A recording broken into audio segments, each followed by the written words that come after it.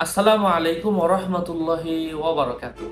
সম্মানিত দর্শক শ্রোতা ভাই ও বন্ধুরা, আজকে এই ভিডিওতে আমি আপনাদের সাথে আলোচনা করব জাদু কাটানোর জন্য কোরআনী একটি দোয়া, যে দোয়াটা পাঠ করলে আল্লাহ সুবহানাহু ওয়া তাআলা আপনার জাদু নষ্ট করে দিবেন।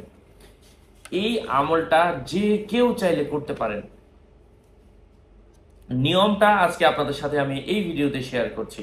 কখনো দেখা যায় যারা কোরআন সুন্নাহ মানে না এবং আল্লাহ রাসূলের আল্লাহ এবং তার রাসূলের সাথে বিশ্বাসঘাতকতা করে, কুফরি কালাম করে এবং কখনো কখনো মাটি ধারা মূর্তি তৈরি করে নিক্ষেপ করে, কাগজের উপর মানে ছবির উপর নকশা এঁকে ফেলে রাখে অথবা কোথাও জ্বালিয়ে দেয়, অথবা কখনো কখনো গাছের উপর, আবার কখনো মাছের উপর বান মারে।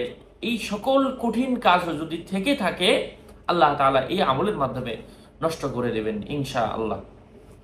কখনো কখনো এমন হয় 2-3 ঘন্টার মধ্যে লোক মারা যাবে এবং তার জ্বালা জ্বালা পোড়া হচ্ছে, 24 ঘন্টা শরীর জ্বলতেছে। তো এমন ব্যক্তিদের জন্য কোরআনই একটি ওজিফা।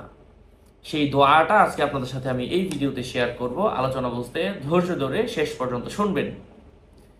কিভাবে করতে হবে, যার উপর জাদুর আসর রয়েছে চাইলে সে নিজে করতে পারে, অথবা আপনি মা বাবা হয়ে থাকলে যেই সহজ সূরাগুলা পড়বো এটা যে কেউ পারবেন।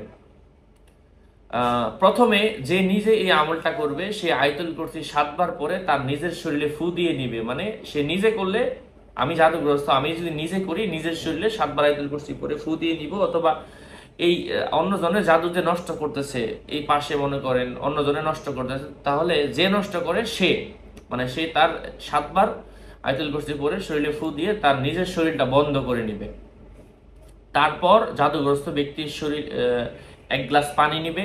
ওই 1 গ্লাস পানির মধ্যে কিছু কলা পাতা অথবা কচু পাতা অথবা বাঁশ পাতা, এগুলা গ্লাসের মধ্যে, তিনটার যে কোনো একটা গ্লাসের মধ্যে রেখে ওখানে পুকুরের কিছু পানি নিয়ে ওখানে আল্লাহর কোরআনের আয়াত আম আবরমু আমরন ফাইন্না মুবরিমুন, এটা 7 বার পরে 7 বার ওই পানিতে ফু দিবে এবং 7 বার সূরা ফাতিহা পড়ে 7 বার ফু দিবে। এবং যে রোগী, এখান থেকে কিছু পানি, ওই 1 গ্লাস পানি থেকে কিছু পানি তাকে খাইয়ে দিবে।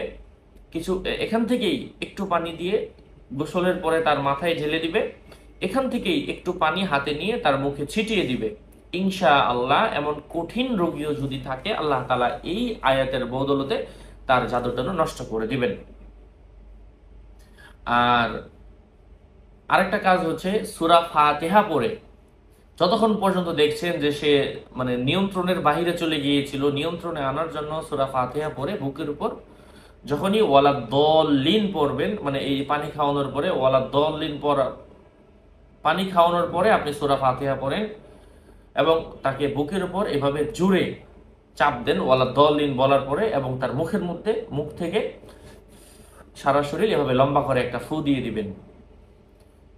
এভাবে কয়েকবার করতে থাকেন। তার মধ্যে যত ধরনের যন্ত্রণা ছিল, যত ধরনের ব্যথা ছিল জাদুর কারণে, এগুলা আল্লাহ তাআলার রহমে, অশেষ রহমে আস্তে আস্তে নষ্ট হয়ে যাবে। আয়াতটা আম আবরামু আমরন ফাইন্না মুবরিমুন। আল্লাহ তাআলা আমাদেরকে আমলের তৌফিক দান করেন। আরো আপডেট পেতে আমার সাথেই থাকবেন। আমার ভেরিফাইড চ্যানেলের ডিসক্রিপশন বক্সে ক্লিক করলে পেজ এবং আইডি আসবে। এর বাইরে আমার কোনো পেজ নেই, আইডি নেই। ফেসবুকে আমার ভিডিও হাজার মানুষ দিচ্ছে, আমার নাম আর ছবি থাকলে ওইটা আমি না। আমার ভেরিফাইড চ্যানেলের ডিসক্রিপশন বক্সে ক্লিক করলে কিন্তু পেজ এবং আইডি লিংক আসবে। আমি আগেও সাবধান করেছি, আবারও করলাম, বারবার বলার পরেও সাবধান না হলে দায়ভার কিন্তু আমি নিচ্ছি না। আমি আগেও বলেছি। ওয়াসসালামু আলাইকুম ওয়া রাহমাতুল্লাহি ওয়া বারাকাতুহু।